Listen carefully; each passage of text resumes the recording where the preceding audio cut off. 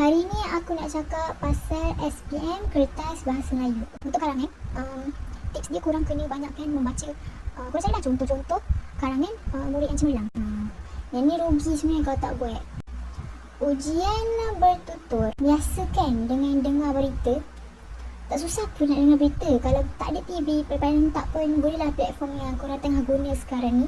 Tengok cara sebutan untuk huruf-huruf tu. Kalau korang jenis yang nak bertutur baku kan, kita dia sebut gas, dia tak sebut gas, dia sebut gas. Tengok pula perkataan-perkataan yang dia guna. Perkataan-perkataan tu mungkin perkataan yang orang jarang guna, perkataan bombastik ke kan. Bila benda tu lain daripada orang lain, mestilah akan orang kata menarik minat orang yang mendengar kita punya bertutur. Okay. Tengok pula susunan ayat ni. Susunan ayat ni lah kan, kadang kita dah ada perkataan yang gempak-gempak tapi kita tak reti nak guna. Kita susun pun tak betul. Jadi yang ni pun penting untuk kita. Yang keempat pula, intonasi ataupun nada yang digunakan. Okay. Bagi aku benda ni penting supaya orang yang dengar kita bercakap akan faham apa yang kita cuba sampaikan. Kalau nak cakap pasal ujian mendengar pula, okay, antara tips yang aku boleh bagi adalah pastikan masa ujian mendengar tu korang fokus. Sebab kalau macam aku ni jenis sama yang tak peka pun, jenis cepat lalai macam tu, macam mudah distracted.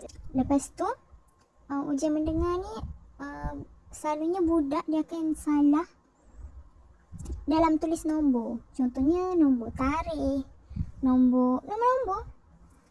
Jadi macam ni, kita bila dengar tu memang kita faham, tapi bila kita nak tulis tu kita macam macam ni jatuh. Lepas tu kata pinjaman bahasa Inggeris, macam kita guna perkataan cake kan, macam mana kita tahu K-E-K.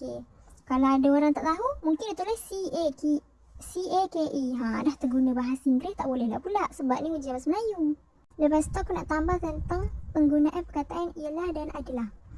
Perkataan ialah dan adalah ni selalunya murid memang akan salah.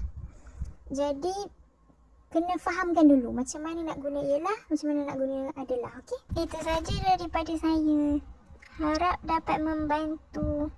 Minta maaf lah kalau susah nak faham.